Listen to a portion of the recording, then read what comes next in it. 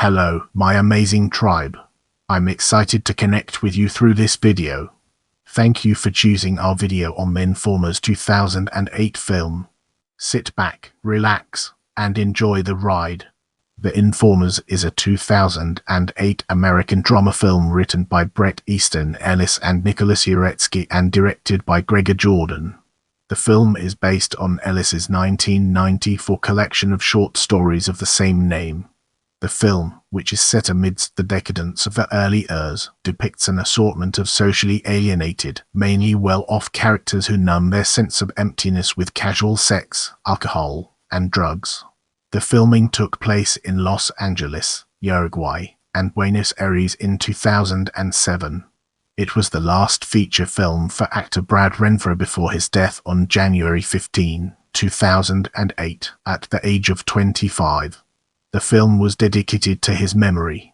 An article published by Reuters described the story as 7 stories taking course during a week in the life of movie executives, rock stars, a vampire and other morally challenged characters set in Los Angeles. The supernatural content was not to be included in the final film, however. As we progress, let's shine a spotlight on plot and examine its intricate interplay within our topic. In 1983, at an elegant Los Angeles party at a mansion, Bruce wanders away from the party and is killed by a speeding car. After the funeral, his friends Graham, Martin and Tim sit drinking with Raymond on a fancy hotel patio. Only Raymond is truly devastated and cries bitterly. The friends dismiss Raymond's tears. When Raymond leaves, Graham follows him. Graham Sloan is the son of a rich, estranged couple and drives a Porsche, stays in glamorous hotel rooms, and is a drug dealer. His father William is a film producer with a pill-addled wife. William is having an affair with a local television anchorwoman, Cheryl Moore. His wife, meanwhile, is having sex with her son's friend Martin. Graham is aware that his girlfriend Christy is cheating on him with a number of men, including his best friend Martin, a bisexual rock video producer. Since Graham and Martin are also sleeping together, Graham appears to be trying to accept the open relationship. A new wave rock singer named Brian Metro flies into Los Angeles. He stumbles through his fancy hotel room and has sex with young groupies. Getting out of the bath, he slips on the wet floor and slashes open his hand. Upon answering the phone, he is berated by his manager for sleeping with underage groupies, and he mumbles that he needs a doctor. Later, he is taken to meet a film producer who hopes to make a profitable B-movie starring the singer. The singer appears barely coherent, and his attention is only caught when he sees a young girl wearing braces watching television in an adjoining room. Brian staggers towards her and takes her into a bedroom. Later, he stumbles into a hotel room and finds a groupie in his bed. Slurring his words, he asks her to come closer, kisses her, and then punches her in the face. Jack, a hotel doorman in Christie's place, has come to seek his fortune in Los Angeles as an actor. He is making a humble living working as a doorman and lives in a small, run-down house.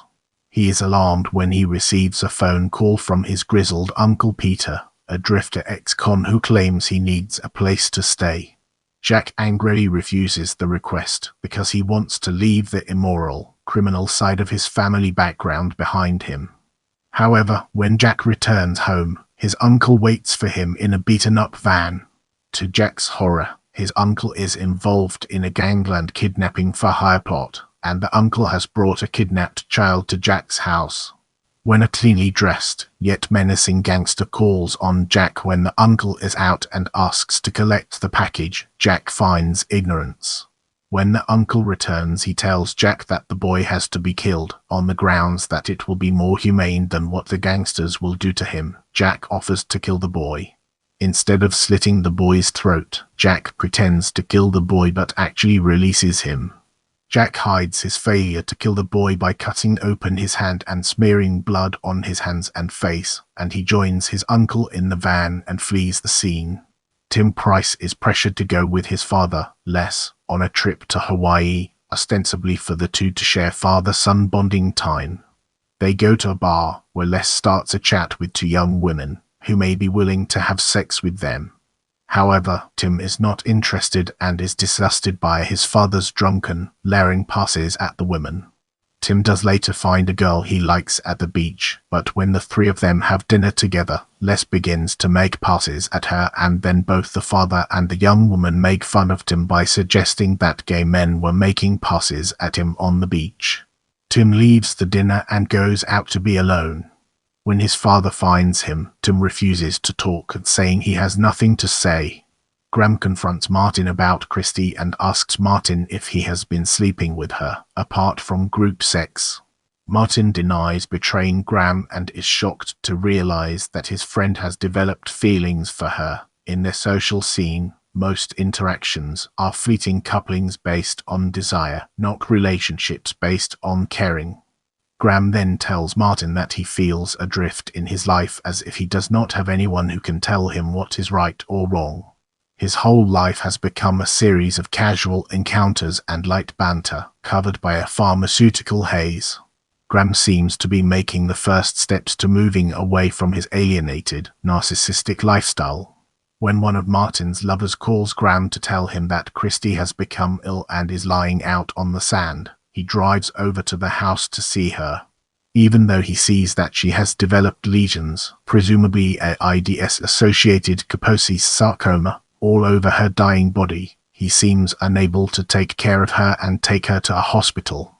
Instead, he kisses her once and leaves her lying on a towel on the beach dying, alone on an empty stretch of sand. As we move forward, let's uncover the untold stories and fascinating intricacies of cast.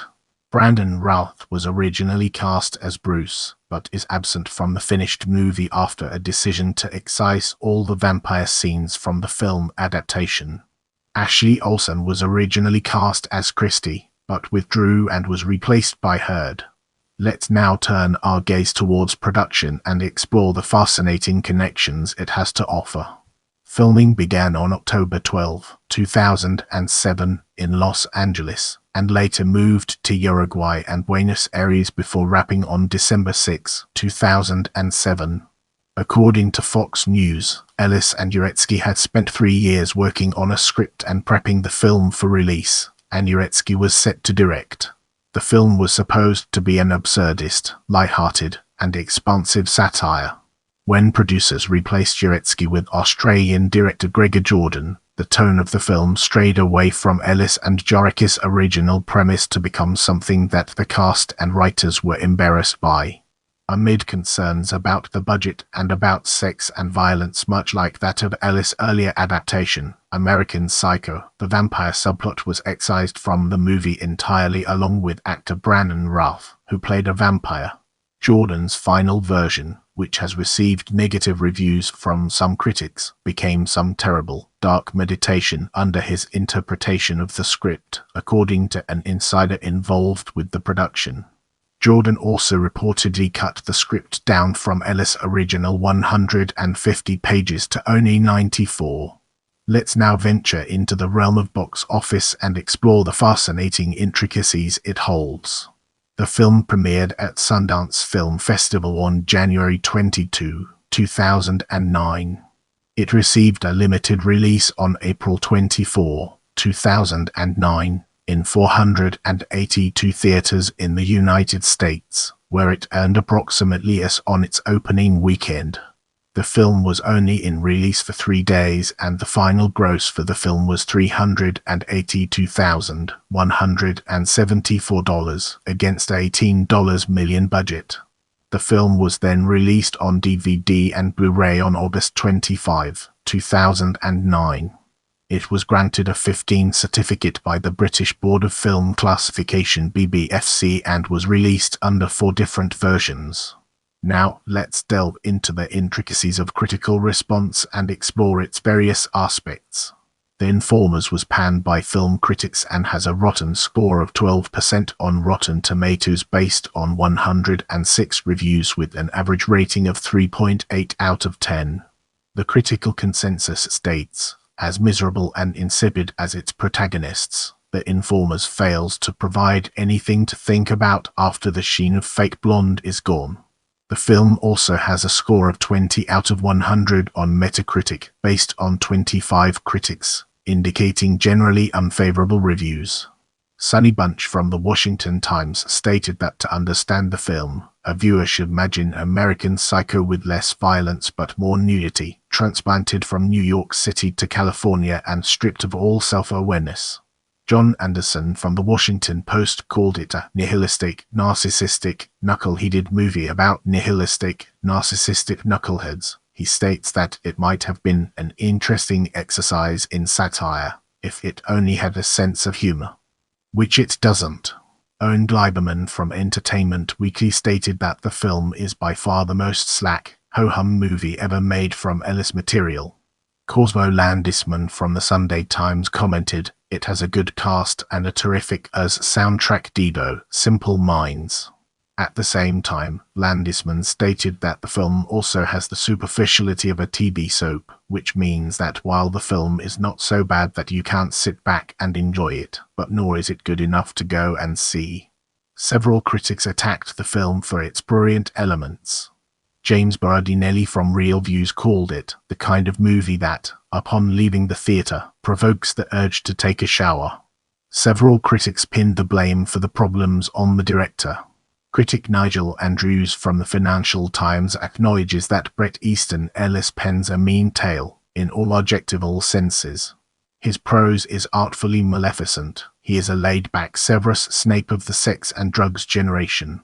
However, he argues that you need a smarter directing hand, though, than Gregor Jordan's to make the film work. Reviewer Anthony Quinn from The Independent argues that Jordan seems to have gone into reverse since his 2001 Buffalo Soldiers, aiming for the L.A. Rondeau of Altman's shortcuts but missing all the vital ingredients: wit, humanity, charm, nuance and meaning. Some of the few positive reviewers interpreted the aimless emptiness of the film as an intentional way of bringing out the themes of Ellis' short stories. Rob Nelson from Variety stated that adding less than 0 on the sophistication scale, The Informers is thus a totally faithful adaptation of Bret Easton Ellis' novel and an accurate look at Early's era Los Angeles. Another positive review came from Derek Malcolm from This Is London, who stated Jordan gives all this an entirely appropriate sheen and the cast play well through glazed eyes. Malcolm claims that the film will fascinate those who love to see the tormented lives of those who seem luckier than the rest of us. Erica Abiel from Film Journal International stated that Gregor Jordan and Bret Easton Ellis take no prisoners in this uncompromising, expertly crafted shocker about hedonism in Early's L.A. Roger Ebert gave the film 2.5 stars, concluding that the film is repulsively fascinating and has been directed by Gregor Jordan as a soap opera from hell, with good sets and costumes. Ellis has said, "That movie doesn't work for a lot of reasons, but I don't think any of those reasons are my fault." Don't forget to check out my other videos for more valuable content.